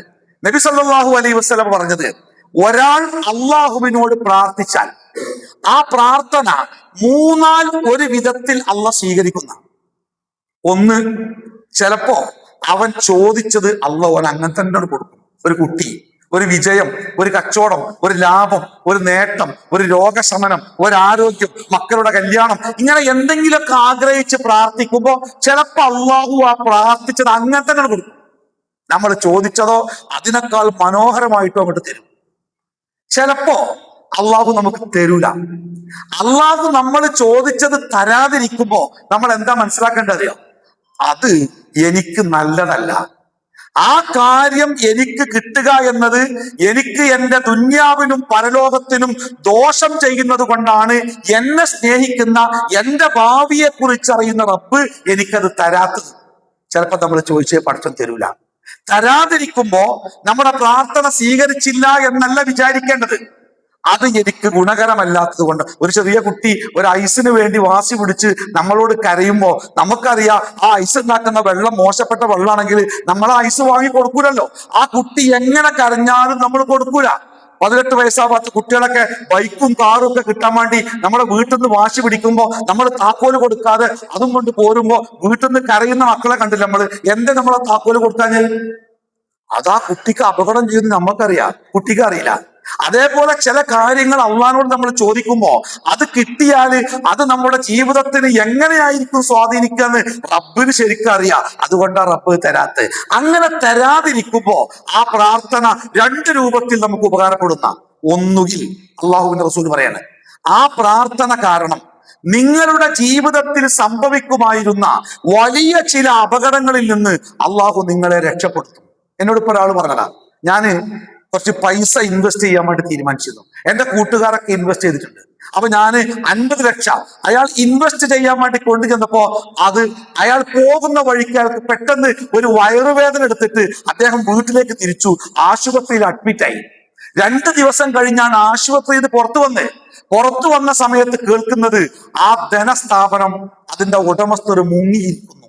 അദ്ദേഹം പറയാണ്, പടച്ചോന്റെ കാവലില്ലായിരുന്നെങ്കിൽ ഞാൻ ആ പണം അവിടെ കൊടുത്തിട്ടേ പോലുള്ളായിരുന്നു, എന്റെ 50,000 പോകുമായിരുന്നു. ചില സമയത്ത് വാഹനങ്ങളൊക്കെ ഇടിച്ചു എന്ന് ഉറപ്പിച്ച സമയത്ത് സ്റ്റെയറിംഗ് മുറുക്കെ പിടിച്ച് കണ്ണു ചിമ്പിയാൽ ഇരിക്കുന്നു, നോക്കുമ്പോ തട്ടിയിട്ടില്ല, അങ്ങോട്ടാണ് പോയിക്കുന്നത്. നമ്മളെ കഴിവുകൊണ്ടല്ല, ചില സമയത്ത് അങ്ങനെയാണ്. നമ്മുടെ ജീവിതത്തിൽ സംഭവിക്കുമായിരുന്ന വലിയ ചില അപകടങ്ങളിൽ നിന്ന് അള്ളാഹു നമ്മളെ കാത്തു രക്ഷിക്കുന്നത് നമ്മുടെ പ്രാർത്ഥന കൊണ്ട്. ഞാനിരിക്കെ എൻ്റെ ഒരു സുഹൃത്ത് ബസ് ഡ്രൈവറാണ്. അപ്പൊ ഈ ബസ് ഇങ്ങനെ സമയം തെറ്റിയിട്ട് പോവുക. ഞാൻ അദ്ദേഹത്തിന്റെ ഇപ്പുറത്തുള്ള പെട്ടിയിലാണ് ഇരിക്കുന്നത്. അപ്പൊ അങ്ങനെ അപകടകരമായിട്ടാണ് പോണത്. പെട്ടെന്ന് ഒരു കാറ് ബസ്സിന്റെ മുമ്പിലേക്ക് വന്നപ്പോ ഇങ്ങോട്ട് നല്ല ആഴത്തിലുള്ള ഭാഗം ബസ് വെട്ടിച്ചപ്പോ ഞാൻ ഉറപ്പിച്ച് ബസ് അവിടെ വീണു. പക്ഷെ ഒന്നും പറ്റാതെ ബസ് ഇങ്ങനെ സൈഡിൽ ഇങ്ങനെ നിന്ന്. അപ്പൊ ആ ഡ്രൈവർ എനിക്കൊരു കാര്യം പഠിപ്പിച്ചെന്ന്, ശാക്കരെ, നമ്മൾ നിസ്കരിക്കണോ നോൻപൊരുക്കണോന്നും വെറുതെ അല്ല കേട്ടോ, പടച്ചോന്റെ കാവൽ ഇങ്ങനെ ഉണ്ടാവുക. ഞാൻ അപ്പൊ അത് അനുഭവത്തിൽ നിന്നാണ് പഠിച്ചത്. അത് റസൂലുള്ളാഹി നേരത്തെ പറഞ്ഞതാ. നിങ്ങളുടെ ജീവിതത്തിൽ സംഭവിക്കുമായിരുന്ന വലിയ ചില അപകടങ്ങളിൽ നിന്ന് അള്ളാഹു നിങ്ങളെ കാത്തു രക്ഷിക്കുന്നത് നിങ്ങളുടെ പ്രാർത്ഥനകൾ കൊണ്ടാണ്. മൂന്നാമത്തേത് ദുആ എന്ന് പറഞ്ഞാൽ ചോദിച്ചത് കിട്ടിയാലും ഇല്ലെങ്കിലും ദുആ ഒരു ഇബാദത്താണ്. എന്താ ഇബാദത്തിന്റെ പ്രത്യേകത? ഇബാദത്തുകൾക്ക് എവിടെ കൂലി കിട്ടുക? ഇബാദത്തുകൾക്ക് പരലോകത്താ കൂലി കിട്ടുക. സ്വർഗത്തിലേക്ക് നമ്മളെ പ്രാപ്തരാക്കാൻ മീസാനിലേക്ക് ഇങ്ങനെ എടുത്തു വെക്കുന്ന ആ നന്മകളുടെ കൂട്ടത്തിൽ നമ്മുടെ ഈ പ്രാർത്ഥന ഉണ്ടാവും, അള്ളാഹുവിനുള്ള ഇബാദത്തായിട്ട്. അപ്പൊ നമ്മൾ ആരും, ഞാൻ കുറെ പ്രാർത്ഥിച്ചു, എന്റെ പ്രാർത്ഥന വെറുതെ അയച്ചു. അപ്പൊ നമ്മുടെ നാട്ടിലൊക്കെ ചില കുട്ടികൾക്കൊക്കെ ചില അപകടം ഉണ്ടാവുമ്പോഴേ ഒരു നാട് മുഴുവനും പ്രാർത്ഥിച്ചു, പ്രാർത്ഥന വിഫലമായി, ആ കുട്ടി മരിച്ചു എന്ന് കേൾക്കാം. കുട്ടി മരിച്ചത് കൊണ്ട് പ്രാർത്ഥന വിഫലമാകുന്നില്ല. പ്രാർത്ഥന ഇതിൽ ഏതെങ്കിലും ഒരു കോലത്തിൽ ആ പ്രാർത്ഥന അവിടെ ഉണ്ടാവും. ഒന്നുകിൽ ചോദിച്ചത് കിട്ടും, അല്ലെങ്കിൽ വലിയ അബദ്ധത്തിൽ നിന്ന് നമ്മൾ രക്ഷപ്പെടും. ഇനി ഇത് രണ്ട് സംഭവിച്ചില്ലെങ്കിലും നാളെ പരലോകത്ത് അതൊരു സൽക്കർമ്മമായി അതിന്റെ കൂലി നമുക്ക് കിട്ടും. പ്രാർത്ഥനയുടെ പ്രധാനപ്പെട്ട മര്യാദകൾ: ഒന്ന്, പ്രാർത്ഥനയുടെ ആദ്യത്തിൽ അള്ളാഹുവിനെ സ്തുതിക്കുകയും പ്രവാചകന്റെ പേരിൽ സ്വലാത്ത് ചൊല്ലുകയും ചെയ്യുക. കേട്ടില്ലേ, ഉസ്താദുമാരൊക്കെ പ്രാർത്ഥിക്കുമ്പോൾ അൽഹംദുലില്ലാഹി അൽഹംദുലില്ലാഹി റബ്ബിൽ ആലമീൻ വസ്സലാത്തു വസ്സലാമു അലാ മുഹമ്മദിൻ വഅലാ ആലി മുഹമ്മദിൻ എന്ന് പറഞ്ഞുകൊണ്ട് ആ പ്രാർത്ഥന ആരംഭിക്കല്ലേ. എല്ലാ ഗ്രന്ഥങ്ങളും നോക്കേണ്ടി, വലിയ ഗ്രന്ഥങ്ങളൊക്കെ രചിക്കുമ്പോൾ അതിന്റെ ആമുഖത്തിൽ പ്രാർത്ഥനയോടുകൂടിയാണ് അൽഹംദുലില്ലാഹ് എന്ന് തുടങ്ങിയിട്ടാണ് ആ പ്രാർത്ഥനകൾ ആരംഭിക്കുക. അള്ളാഹുവിനെ സ്തുതിക്കുകയും പ്രവാചകന്റെ പേരിൽ സ്വലാത്ത് ചൊല്ലുകയും ചെയ്യുക എന്നത് പ്രാർത്ഥന സ്വീകരിക്കപ്പെടാനുള്ള ഒരു മര്യാദകളിൽപ്പെട്ടതാണ്. അപ്പൊ നമ്മൾ പ്രാർത്ഥിക്കുമ്പോൾ എപ്പോഴും അൽഹംദുലില്ലാന്നും വസ്സലാത്തു വസ്സലാമു അലാ റസൂലില്ലാന്നോ അല്ലാഹുമ്മ സ്വല്ലി അലാ മുഹമ്മദിന്നോ പ്രവാചകന്റെ പേരുള്ള ഒരു സ്വലാത്ത് ആ പ്രാർത്ഥനയിൽ എവിടെയെങ്കിലും ഉണ്ടാവണം. അള്ളാഹനെ സ്തുതിച്ചുകൊണ്ട് ആരംഭിക്കുക. അങ്ങനെ തന്നെ അവസാനിപ്പിച്ചാലും അത് നല്ലതാണ്. അള്ളാഹുവിനെ സ്തുതിച്ച് സ്വലാത്ത് ചൊല്ലിക്കൊണ്ട് വആഖിറു ദഅവാനാ അനിൽ ഹംദുലില്ലാഹി റബ്ബിൽ ആലമീൻ വസല്ലല്ലാഹു അലാ മുഹമ്മദിൻ വഅലാ ആലിഹി വസഹ്ബിഹി അജ്മഈൻ എന്ന് പറഞ്ഞുകൊണ്ടാണ് പണ്ഡിതന്മാരുടെ ഗ്രന്ഥങ്ങളൊക്കെ സമാപിക്കാറ്. അപ്പൊ ദുആയുടെ ആദ്യത്തിലും അവസാനത്തിലും അള്ളാഹുവിനെ സ്തുതിക്കുന്നതും പ്രവാചകന്റെ പേരിൽ സ്വലാത്ത് ഉണ്ടാവുന്നതും നല്ലതാണ്. സുജൂദിൽ കിടന്നുകൊണ്ടുള്ള പ്രാർത്ഥന പ്രത്യേകം ഉത്തരം കിട്ടുന്ന പ്രാർത്ഥനയാണ്. ഒരടിമ അള്ളാഹുവുമായി ഏറ്റവും കൂടുതൽ അടുക്കുന്നത് സുജൂദിലാണെന്നാണ്. വലിയ വലിയ പ്രയാസങ്ങളൊക്കെ ഉണ്ടാവുമ്പോഴേ ഒന്ന് ഒതുർത്ത് വന്നിട്ട് ഒന്ന് സുജൂദിൽ കിടക്കുക, എന്നിട്ട് അള്ളഹാനോട് അങ്ങോട്ട് ദീർഘമായിട്ടാണ് പറഞ്ഞു നോക്കേണ്ടി. ഈ ബദറിന്റെ രാത്രിയിലൊക്കെ എത്ര വലിയ പ്രശ്നങ്ങള്, 1000-ഓളം ശത്രുക്കള് സർവ്വസന്നാഹവുമായി ആഘോഷത്തോടെ അപ്പുറത്ത് ടെൻഡടിച്ചേക്ക. ഓരോ രാത്രിയിലും 8ഉം 9ഉം 10ഉം ഒട്ടകങ്ങളെയാണ് അവർ അറുക്കുന്നത്. പ്രവാചകന്റെ കൂടെയുള്ള സഹാബത്തിന്റെ അവസ്ഥ എന്താ പറയുന്നത്? റസൂല് ഓരോ കാരക്ക കൊടുത്തേക്കുക. ആ കാരക്ക ഇങ്ങനെ വായിലിട്ട് കാണ്ട് ഇങ്ങനെ നടക്കും. പിന്നെ തുണിന്റെ കോന്തിലൊക്കെ കിട്ടും. ഒറ്റ കാരക്കുള്ളൂ, രണ്ടാമത്തെ ഇല്ല. റമളാൻ മാസാണേ, നോമ്പ് നിർബന്ധമാക്കിയ 1ാമത്തെ റമളാനാണ്. നിങ്ങൾക്കറിയോ? നോമ്പ് ആദ്യമായിട്ട് മുസ്ലിം ഉമ്മത്തിന് നോമ്പ് നിർബന്ധമാക്കിയ ആ 1ാമത്തെ റമളാൻ മാസത്തിലെ 17ാമത്തെ ദിവസം വെള്ളിയാഴ്ചയാണ് ഈ ബദർ അല്ലേ. ഒരു കാരക്കുണ്ട്, അത് അള്ളാഹു പറഞ്ഞേ, വലഖദ് നസറകുമുല്ലാഹു ബിബദ്രിൻ വഅൻതും അദില്ല. നിങ്ങൾ അങ്ങേയറ്റത്തെ നിസ്സഹായ അവസ്ഥയിലായിരിക്കുമ്പോഴാ ആ സമയത്ത് റസൂലുള്ളാഹി പ്രാർത്ഥിക്കല്ലാതെ എന്താ ചെയ്യണേ? അപ്പോ പ്രാർത്ഥന സുജൂദിൽ കടന്ന് പ്രാർത്ഥിക്കുക കൂടുതൽ നല്ലതാണ്. പ്രാർത്ഥന ഒളുവോടുകൂടി പ്രാർത്ഥിക്കൽ പ്രാർത്ഥനയുടെ മര്യാദയാണ്. കിബിലക്ക് നേരെ തിരിഞ്ഞു പ്രാർത്ഥിക്കൽ പ്രാർത്ഥനയുടെ മര്യാദയാണ്. റസൂലുള്ളാഹി സ്വല്ലല്ലാഹു അലൈഹി വസല്ലമ കൈകൾ ഉയർത്തി പ്രാർത്ഥിച്ച എല്ലാ സന്ദർഭങ്ങളിലും കൈകൾ ഉയർത്തി പ്രാർത്ഥിക്കൽ പ്രാർത്ഥനയ്ക്ക് ഉത്തരം കിട്ടുന്ന ഒരു അവസരമാണ്.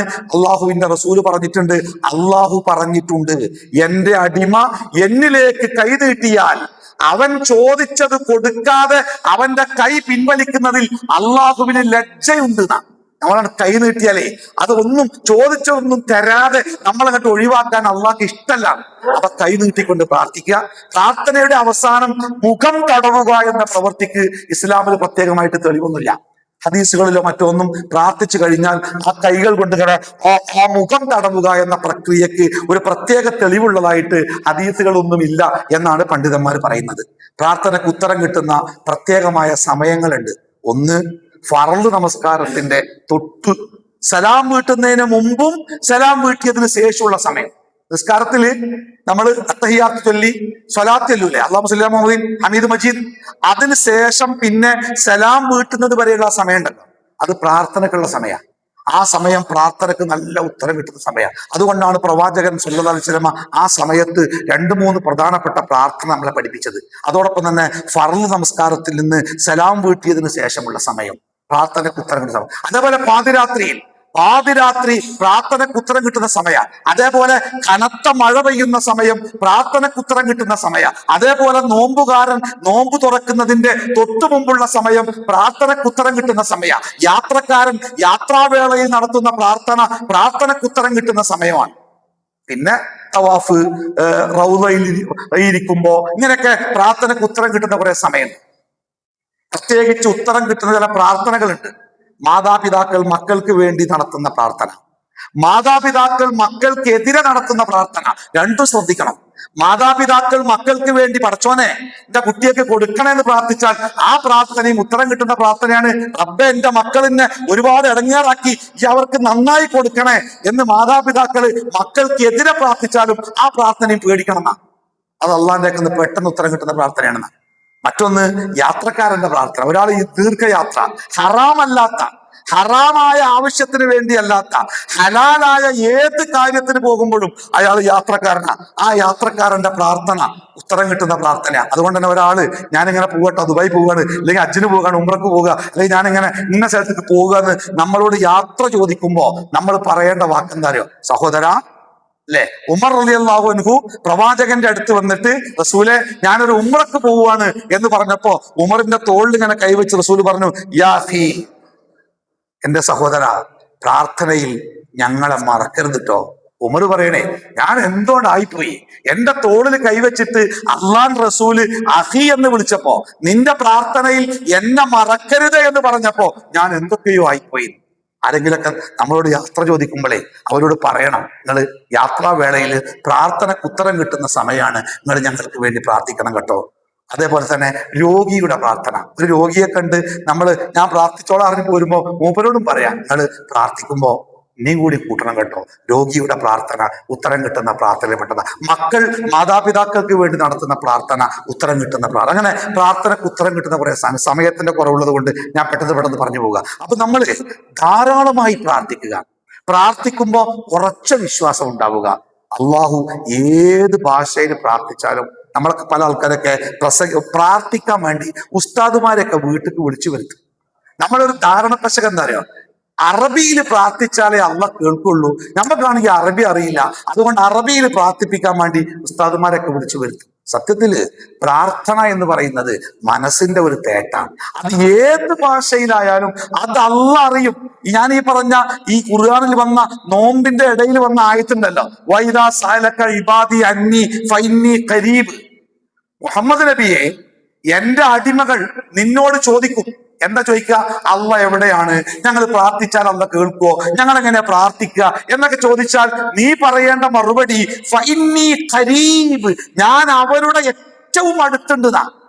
ഈ ഇവിടെ നാടി ഇവിടെ ആണല്ലേ, അറുക്കുമ്പോഴൊക്കെ നമ്മളിങ്ങനെ കത്തിയോണ്ട് അറുത്തുകാണ്ട് ഒരു കുത്തല്ല, അതൊന്ന് പൊട്ടിയാ പിന്നെ അറുത്തുന്ന് ആള് ജീവൻ പോയി ഉറപ്പാ. നമ്മളിങ്ങനെ കൈകൊണ്ട് അമർത്തിയാൽ തന്നെ ജീവൻ അങ്ങനെ തൊട്ടതുപോലെ തോന്നും. പടെ ആ നാടിയേക്കാൾ നമ്മുടെ ജീവന്റെ അടുത്ത് അള്ളണ്ട്. അത്ര അടുത്ത് അള്ള പറയാണ് ഫഇന്നി ഖരീബ്, ഞാൻ അവന്റെ അടുത്തനുണ്ട്. ഉജീബു ദഅവത ദാഇ ഇദാ ദഅനി ഉജീബു, ഞാൻ ഉത്തരം നൽകും. ദഅവത ദാഇ, വിളിക്കുന്നവന്റെ വിളിക്ക്, ഇദാ ദഅനി, അവൻ എന്നെ വിളിച്ചാൽ. എന്താ ഉറപ്പ് നോക്കണേ നിങ്ങൾ. ഇതിലേറെ ഒരു ഉറപ്പ് ആരേക്കുന്ന കിട്ടുക?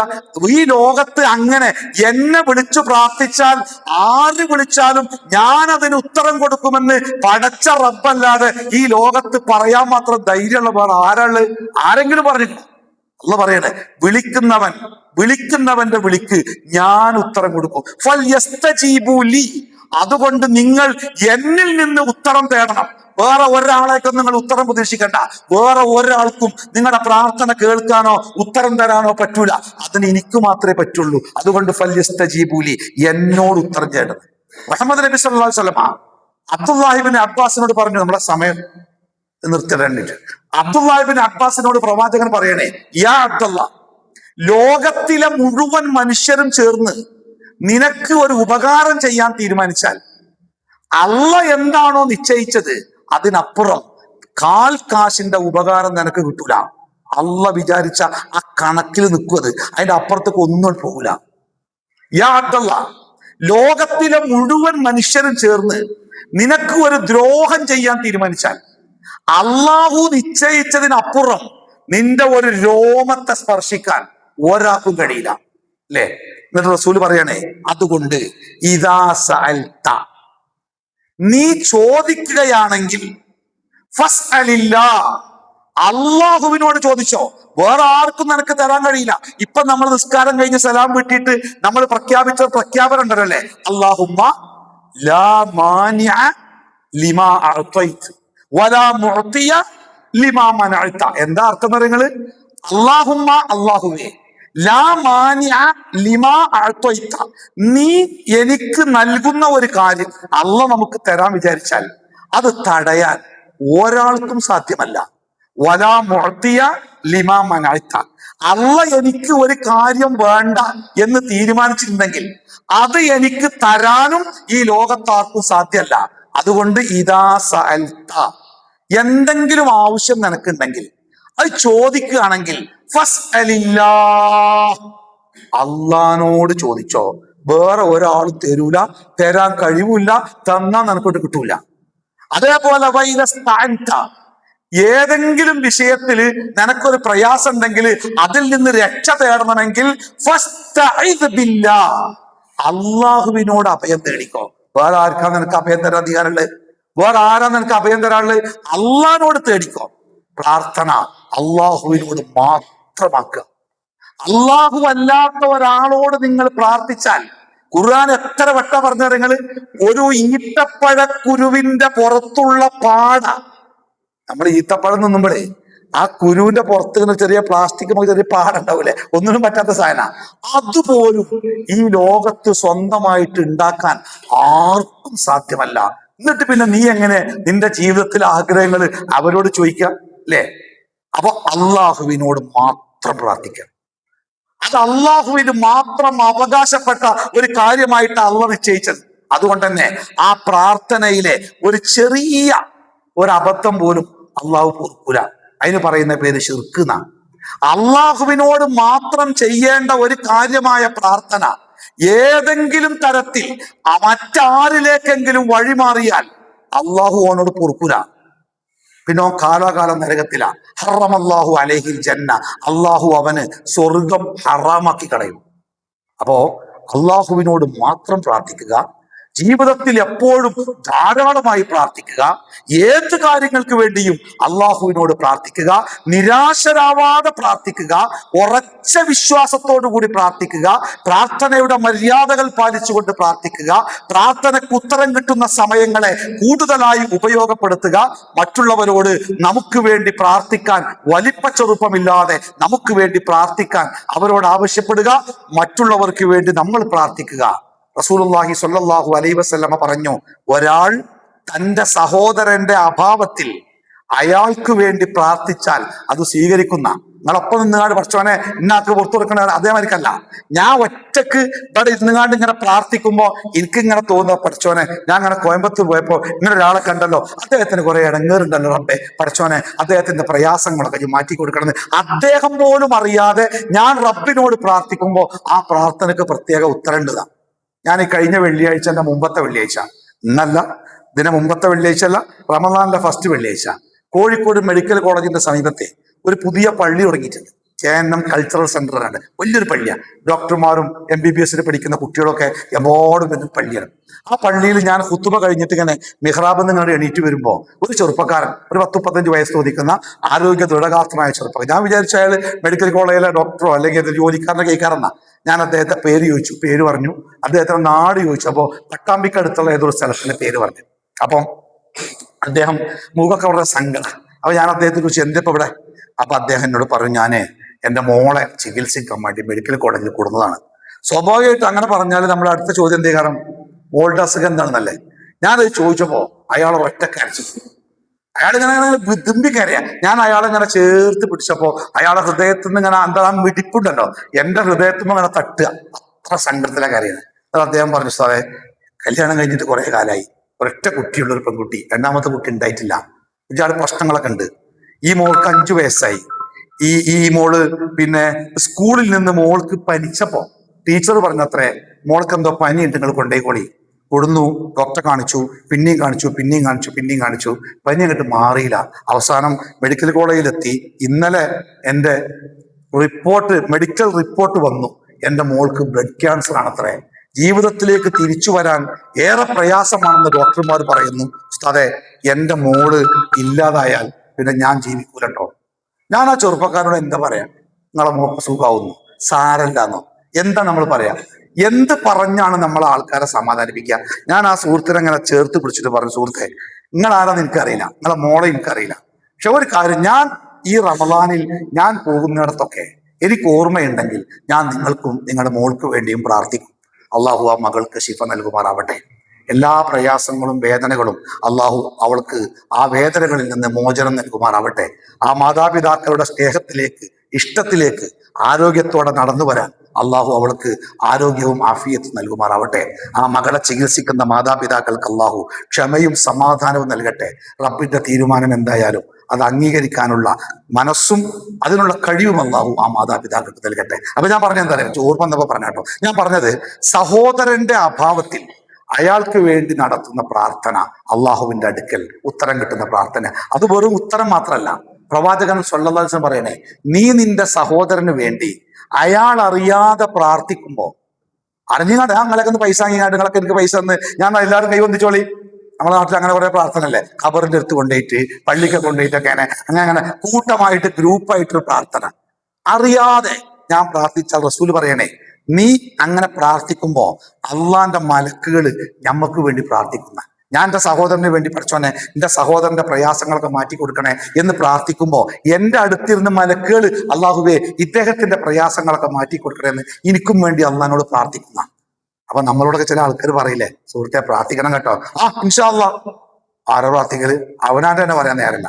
അപ്പൊ നമ്മൾ പണ്ട് സക്കരിയ സ്വലാഹി പറഞ്ഞ്, അദ്ദേഹം അച്ഛനോ ഉമ്മറക്കോ എല്ലാവരും പറഞ്ഞു ഒരേ പ്രാർത്ഥിക്കണം കേട്ടോ. അപ്പൊ അദ്ദേഹം പറഞ്ഞേ, എന്നെ ഏൽപ്പിച്ചുകാണ്ട് വെറുതെ കണ്ട നിങ്ങളും പറഞ്ഞോളേണ്ടി, എനിക്ക് ഓർമ്മ ഉണ്ടെങ്കിൽ ഞാനും പറഞ്ഞോളാം പറഞ്ഞേ. അതേമാതിരിക്ക് ആരെങ്കിലും നമ്മളോട് പ്രാർത്ഥിക്കാൻ ഏൽപ്പിച്ചിട്ടുണ്ടെങ്കിലേ നമ്മൾ പ്രാർത്ഥിക്കണം. അജ്ജനോ ഉമ്മറക്കോ പോകുമ്പോഴേ എല്ലാവരും ഓർമ്മ ഉണ്ടായിരുന്നാൽ, അള്ളാഹുവേ എന്നോട് പ്രാർത്ഥിക്കുവാൻ വേണ്ടി ആവശ്യപ്പെട്ട എല്ലാവർക്കും റബ്ബേ അവരുടെ ആവശ്യങ്ങൾ പൂർത്തിയാക്കി കൊടുക്കണമെന്ന് പൊതുവായിട്ടെങ്കിലും പ്രാർത്ഥിക്കാൻ നമ്മൾ മറക്കരുത്. ആ പ്രാർത്ഥിക്കണത് നമുക്ക് കൂടി ഗുണകരമായ കാര്യമായിരിക്കും. അവസാനിപ്പിക്കട്ടെ, റമദാനിന്റെ രാത്രികളെ പ്രത്യേകം നമ്മൾ പ്രാർത്ഥനകൾ കൊണ്ട് ധന്യമാക്കുക. മനസ്സറിഞ്ഞ്, ഹൃദയമറിഞ്ഞ്, നല്ല ചുണ്ടുകൾ വിതുമ്പി, കണ്ണ് നിറഞ്ഞ് അള്ളാഹിനോട് ചോദിച്ചാൽ നമ്മുടെ കൈ തട്ടിക്കളയുന്നത് അള്ളാഹ്ക്ക് ഇഷ്ടമല്ല. അള്ളാഹ് കാത്തിരിക്കുക നമ്മളെ പ്രാർത്ഥന. ഇത്രയും അവസരങ്ങളും ഇത്രയും സംവിധാനങ്ങളും ഇത്രയും സൗകര്യങ്ങളും അള്ളാഹ് തന്നിട്ട് ഒരിക്കൽ പോലും ഒന്ന് കണ്ണ് നിറഞ്ഞിട്ട് പടച്ചോനെ എന്ന് വിളിക്കാൻ നമുക്ക് തോന്നണില്ലെങ്കിൽ നമ്മൾ അക്ഷരാർത്ഥത്തിൽ അഹങ്കാരിയല്ലേ? അതാ അള്ളാഹ് പറഞ്ഞേ, സയ്യദ്ഖുലൂന ജഹന്നമ ദാഖിരീൻ. ഓനെ ഞാൻ വെറുതെ വിടൂല പറഞ്ഞേ. അപ്പോ വിനയാന്വിതരാവുക, വിനയത്തോടു കൂടി പ്രാർത്ഥിക്കുക. അള്ളാഹു നമ്മളെല്ലാവരെയും കാത്തുരക്ഷിക്കുമാറാവട്ടെ. വലിയ വിപത്തുകളിൽ നിന്ന്, വലിയ രോഗങ്ങളിൽ നിന്ന്, താങ്ങാനാവാത്ത വേദനകളിൽ നിന്ന് അള്ളാഹു നമ്മളെയൊക്കെ കാത്തു രക്ഷിക്കുമാറാവട്ടെ. ആളുകൾക്ക് മുമ്പിൽ അപമാനിക്കപ്പെടുന്ന കടബാധ്യതകളിൽ നിന്ന് അള്ളാഹു നമ്മളെ കാത്തു രക്ഷിക്കുമാറാവട്ടെ. തൗബ ചെയ്യാൻ പോലും സമയം കിട്ടാത്ത പെട്ടെന്നുള്ള മരണങ്ങളിൽ നിന്ന് അള്ളാഹു നമ്മളെ കാത്തു രക്ഷിക്കുമാറാവട്ടെ. എവിടെ വെച്ച് എങ്ങനെ ഏത് രൂപത്തിൽ മരണപ്പെട്ടാലും ലാ ഇലാഹ ഇല്ലല്ലാഹ് ചൊല്ലി മരിക്കാൻ അള്ളാഹു നമുക്ക് അവസരം നൽകുമാറാവട്ടെ. മരണപ്പെട്ടുപോയ നമ്മുടെ മാതാപിതാക്കൾക്ക് അള്ളാഹു മഗ്ഫിറത്തും മർഹമത്തും പ്രദാനം ചെയ്യട്ടെ. സ്വർഗത്തിൽ അവരുടെ കൂടെ ഒത്തുകൂടാൻ അള്ളാഹു നമുക്ക് സൗഭാഗ്യം നൽകട്ടെ. ജീവിച്ചിരിക്കുന്ന മാതാപിതാക്കളെ പൊന്നുപോലെ നോക്കുന്ന മക്കളാവാൻ അള്ളാഹു നമുക്ക് അവസരം നൽകുമാറാവട്ടെ. ആ മാതാപിതാക്കളെ പ്രീതിപ്പെടുത്തി അള്ളാഹുവിന്റെ പ്രീതിയിലേക്ക് സഞ്ചരിക്കാൻ അള്ളാഹു നമുക്ക് അവസരം നൽകുമാറാവട്ടെ. നമ്മുടെ മക്കളൊക്കെ ജീവിക്കുന്നത് വളരെ അപകടകരമായ സാഹചര്യങ്ങളിലാണ്. നമ്മളെ സ്നേഹിക്കുന്ന, നമ്മളോട് കരുണ കാണിക്കുന്ന, നമ്മൾ തളർന്നു പോകുമ്പോൾ നമുക്ക് താങ്ങാവുന്ന, നമുക്ക് വേണ്ടി പ്രാർത്ഥിക്കുന്ന സ്വാലിഹായ മക്കളായി നമ്മുടെ മക്കളെ അള്ളാഹു വളർത്തി വലുതാക്കി തരുമാറാവട്ടെ. റബ്ബനാ ആതിനാ ഫിദ്ദുനിയ ഹസന വഫിൽ ആഖിറതി ഹസനതൻ വഖിനാ അദാബന്നാർ. ചുങ്കത്തറയിലെ ആ യതീംഖാനയെ കുറിച്ചും അതിന്റെ അനുബന്ധ സ്ഥാപനങ്ങളെ കുറിച്ചും നേരത്തെ നിങ്ങളോട് പറയപ്പെട്ടു.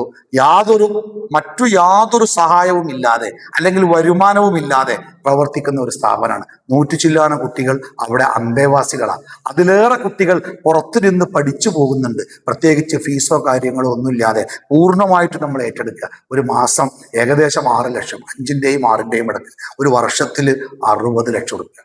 ഈ നോമ്പിനിപ്പോ കുട്ടികൾക്ക് വസ്ത്രങ്ങൾ കൊടുക്കണം എന്ന് ചില കുട്ടികൾ ആവശ്യപ്പെട്ടിട്ടുണ്ട്. ഒരു കുട്ടിക്ക് ഞങ്ങളൊരു കടയിൽ ചോദിച്ചു, നിലമ്പൂരിലെ ഒരിത്തിരി വലിയൊരു കടയിൽ പോയിട്ട് ഒരു ആൺകുട്ടിക്കും പെൺകുട്ടിക്കും എത്ര രൂപക്ക് ഡ്രസ്സ് കൊടുക്കാന്ന് പറഞ്ഞപ്പോ അവരിങ്ങനെ കൂട്ടിക്കിഴിച്ച് പറഞ്ഞത് 1000 ഉറുപ്പികക്ക് ഒരു കുട്ടിക്ക് കൊടുക്കാന്നാ. പിന്നെ കുറച്ച് ആൺകുട്ടിയാണെങ്കിൽ 850 കൊടുക്കാന്ന് പറഞ്ഞു. അപ്പൊ ഈ 100 കുട്ടികൾക്ക് ഡ്രസ്സ് കൊടുക്കണമെങ്കിൽ അതിന്റെ ചെലവ് വേണം. നമുക്ക് പ്രവാസികളാണ് കൂടുതലായിട്ട് സഹായിക്കാറ്. ഈ റമദാനിൽ ഒരൊറ്റ പ്രവാസിയെയും വിളിച്ചിട്ട് നിങ്ങളെ സഹായം എവിടെയെന്ന് ചോദിക്കാൻ തോന്നിയിട്ടില്ല. കാരണം ആ പ്രവാസികൾ തന്നെ വല്ലാത്ത ഭയപ്പാടിലായതുകൊണ്ട് നിങ്ങൾ ഞങ്ങളെ ഓർത്തോന്ന് ചോദിക്കാൻ ധൈര്യം കിട്ടിയിട്ടില്ല. ഞാൻ ആരെയും വിളിച്ചിട്ടില്ല. ഇൻഷാ അല്ലാഹ് ഇതൊക്കെ നമുക്ക് മറികടക്കാൻ പറ്റും. നമ്മുടെ സഹോദരന്മാരൊക്കെ വലിയ ഭയപ്പാടിലാണ്, ഉത്കണ്ഠയിലാണ്, വലിയ ഒരു പേടി എല്ലാവരുടെ മനസ്സിലുമുണ്ട്. കാരണം ആർക്ക് എപ്പോ എന്ത് സംഭവിക്കുന്നില്ല. സാധാരണ ഗൾഫിൽ പ്രശ്നം ഉണ്ടാകുമ്പോൾ നമ്മൾ വിളിക്കുമ്പോൾ ചില സുഹൃത്തുക്കൾ പറയും അതൊന്നുമില്ല, വെറുതെ 2 പടക്കം പൊട്ടിച്ച് പോയിക്കൊള്ളുന്ന. പക്ഷെ ഇപ്രാവശ്യം അങ്ങനെയല്ല. എല്ലാവർക്കും ഒരു പേടിയുണ്ട്, എന്താ സംഭവിക്കാറില്ല. അതുകൊണ്ട് തന്നെ അള്ളാഹു അവർക്ക് സമാധാനം കൊടുക്കട്ടെ. എല്ലാ പ്രയാസങ്ങളിൽ നിന്നും ബുദ്ധിമുട്ടുകളിൽ നിന്നും അള്ളാഹു അവർക്ക് മോചനം നൽകുമാറാവട്ടെ. അപ്പൊ നിങ്ങളുടെ സക്കാത്ത് ഈ കോയമ്പത്തൂർ മേഖലയിൽ നിന്ന് വലിയ ഒരു സഹായം ഈ സ്ഥാപനത്തിന് കിട്ടാറുണ്ട്. വലുത് തന്നെ വലുത്, എപ്പോഴും ഇങ്ങനെ കിട്ടിക്കൊണ്ട് നിൽക്കുന്ന സഹായമാണ്. അപ്പം നിങ്ങൾ പലരും കൊടുക്കാറുണ്ട്, പുതിയതായിട്ട് കൊടുക്കുന്ന ആളുകളുണ്ട്. എന്തായാലും നിങ്ങളെ കൊണ്ട് സാധിക്കും. ഇപ്പൊന്നല്ല, എപ്പോഴും കൊടുക്കാം. നിങ്ങൾക്ക് എപ്പോഴെങ്കിലും തോന്നുകയാണ് ആരെങ്കിലും സഹായിക്കണം തോന്നുമ്പോൾ ഈ സ്ഥാപനങ്ങളെ മനസ്സിലുണ്ടായിക്കോട്ടെ. അതോടൊപ്പം തന്നെ നിങ്ങൾ അറിവിൽ എവിടെയെങ്കിലുമൊക്കെ ഈ സ്ഥാപനത്തിന്റെ സംരക്ഷണം ആവശ്യമായി വരുന്ന മാതാപിതാക്കൾ മരിച്ചതിന്റെ പേരിലോ, അല്ലെങ്കിൽ മാതാപിതാക്കൾ ഇട്ടെറിഞ്ഞ് ഉപേക്ഷിച്ചു പോയതിന്റെ പേരിലോ, അല്ലെങ്കിൽ മാതാപിതാക്കൾക്ക് സാമ്പത്തികമായി ശേഷിയില്ലാത്തതിന്റെ പേരിലോ സംരക്ഷണം നഷ്ടപ്പെടുന്ന കുട്ടികൾ എവിടെയെങ്കിലുമൊക്കെ നിങ്ങളെ കാഴ്ചപ്പാടിൽ പെട്ടാൽ അവരെ നിങ്ങൾക്ക് ഈ സ്ഥാപനത്തിലേക്ക് എത്തിക്കാം. തീർച്ചയായിട്ടും അവിടെ അവർക്കൊരു ഇടം ഉണ്ടായിരിക്കും. അതേപോലെ വഴിതെറ്റുന്ന ഈ മയക്കുമരുന്നുകളോ, പ്രണയം, വേണ്ടാത്ത മൊബൈൽ, പിന്നെ അതേപോലത്തെ ചില തെറ്റുകളിലൊക്കെ പെട്ടിട്ട് തെറ്റിപ്പോകാൻ സാധ്യതയുള്ള കുട്ടികളെയും നിങ്ങൾക്ക് ഈ സ്ഥാപനത്തെ ഏൽപ്പിക്കാം. പരമാവധി മതപരമായ ചുറ്റുപാടിൽ നമ്മൾ അവരെ വളർത്തിയെടുക്കാൻ ശ്രമിക്കും. അപ്പൊ അങ്ങനത്തെ കുട്ടികളൊക്കെ ഉണ്ടെങ്കിൽ, നാട്ടിലോ എവിടെയെങ്കിലൊക്കെ ഉണ്ടെങ്കിൽ നിങ്ങൾക്ക് അവരെ ആ സ്ഥാപനത്തിലേക്ക് എത്തിക്കാം. അതുപോലെ തന്നെ സാമ്പത്തികമായി ശേഷിയുള്ള ആളുകളോട് ഈ സ്ഥാപനത്തെ പറ്റി നിങ്ങൾ പറയണം. അല്ലാഹു തആല നമ്മളെല്ലാവരെയും അനുഗ്രഹിക്കട്ടെ. വസല്ലല്ലാഹു അലാ മുഹമ്മദിൻ വഅലാ ആലിഹി വസഹ്ബിഹി അജ്മഈൻ. അൽഹംദുലില്ലാഹി റബ്ബിൽ ആലമീൻ. അസ്സലാമു അലൈക്കും വറഹ്മത്തുള്ളാഹി വബറകാതുഹു.